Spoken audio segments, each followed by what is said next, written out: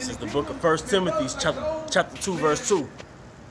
For kings and for all that are in authority, that we may lead a quiet and peaceable life in all godliness and honesty. For this is good and acceptable in the sight of Yahweh our Savior. All right, Shalom Akim. First and foremost, I want to give all honor and glory to Yahweh, Ba'asham, Yahweh Shai, Ba'asham, Wakak Wadash. Also giving double honor to the apostles of Great Millstone, rule well. Peace and blessings to the house of David, the elect. On the high spirit, we're in Judah of the GMS Kabasha War 3 camp. All right. And today I want to discuss the lifestyle of an Israelite, man. The lifestyle of a man of the Lord, man.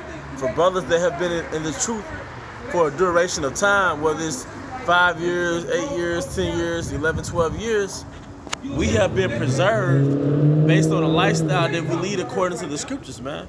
A lot of brothers may be tempted with the thought of, man, I probably would have been a millionaire had I not been in this knowledge. Or, you know, I probably would have got a bachelor's degree twice by the time, you know. But realistically, a lot of us brothers would have been dead, you know, if we never came into the knowledge. The Most High pulled us out of gangs, out of dangerous lifestyles, man, or just circumstances where we were just supposed to die. We were supposed to be the other Jake that was on the news that Wednesday morning. They got killed in the wrong place at the wrong time, man. Dangerous women. Dangerous women, man. You would have got caught up. Because look, when you take for granted how much danger and temptation you've got delivered out of just by asking a woman if she had a man. We Jakes, man. All right, in Babylon, your spirit don't naturally. My spirit ain't like I wonder if she got a man. That came when the truth came, man.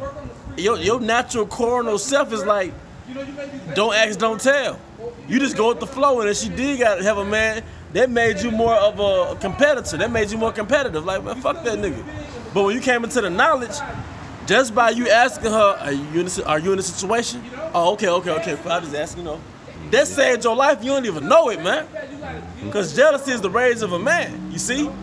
So, this truth has gave us a sense of simplicity. And there's preservation in simplicity, okay? So I'm going to read that again, 1 Timothy 2 and 2. For kings and for all that are in authority, that we may lead a quiet and peaceable life in all godliness and honesty. A lot of us brothers, when I'm saying cats, that you see on these documentaries, man, that you see driving down these dangerous hoods, man, staring out in your car, making drug deals and stuff. So statistically, a lot of us aren't supposed to be here by this time, man. In the state of Mississippi, they say Mississippi is a go-to-work, go-home state, man. But that sense has saved a lot of brothers in this camp because outside of going to work and going home, it's the streets, all right? But for brothers that leave out of their lifestyle and come into the knowledge, they have been preserved from a lot of dangerous stuff, man. All right, they've been preserved from death, as far as we know. Okay, like a lot of Jakes in the world, they go on IG or in social media, and it looks as though they got a lot of money. They look like they're happy, but them Jakes be stressing, man. Chain smoking, cigarettes, smoking weed, because they got high anxiety.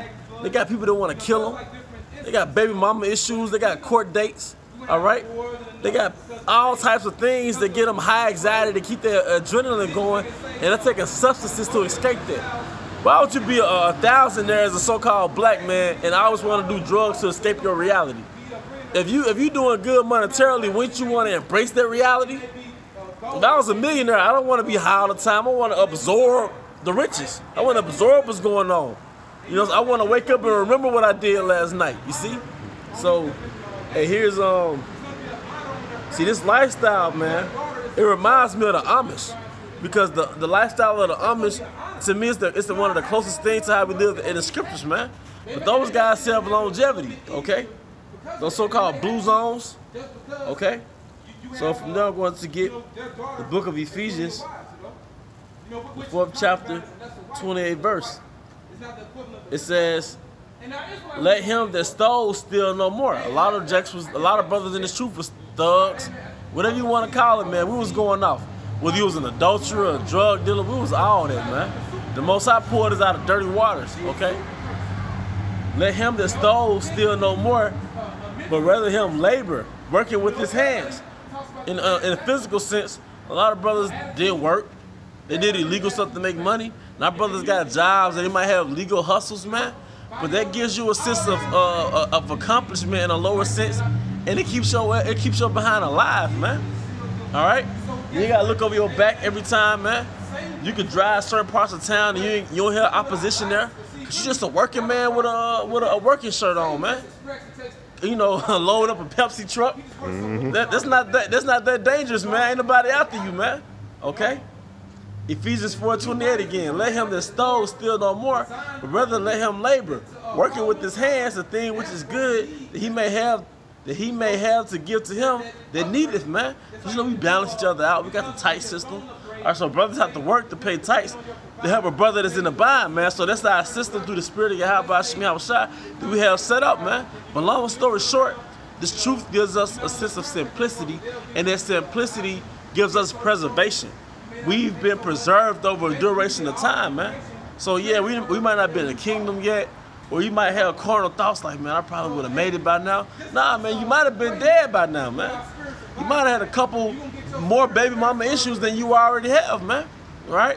You might have had health issues, because by the time you came into the truth, brothers put you on different diet programs. You know, you follow the dietary law. You start eating more plant-based, adding more green smoothies to your diet, start detoxing. A lot of us brothers weren't doing it in the world, man. So you might have died from a health issue by now, man. So, like I said, this truth gives us a sense of simplicity, and it gives us a preservation. It preserves us, man, because we're living like closer to our forefathers, man. But did you have any closing statements, Elder? Hey, with that, I hope you brothers are edified. Once again, I want to give all honor and glory to Yahweh by Shemi Hawashai, by Hashem Rakak Kodash. Hey, double honor to the apostles, the great millstone, Ruel. Peace and blessings to you, brothers, the house of David. Shalom.